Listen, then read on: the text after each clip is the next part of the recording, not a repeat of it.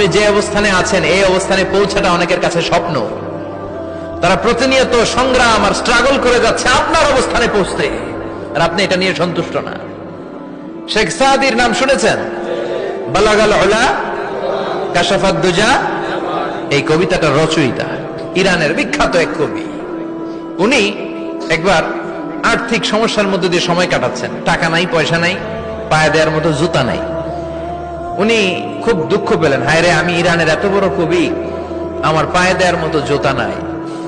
দুঃখ ভরা মন নিয়ে রাস্তায় হাঁটতে বেরোলেন। হাঁটতে হাঁটতে হঠাৎ দেখলেন একটা লোক শুয়ে শুয়ে কাঁদছে, ওই লোকটার দুইটা পাই নাই,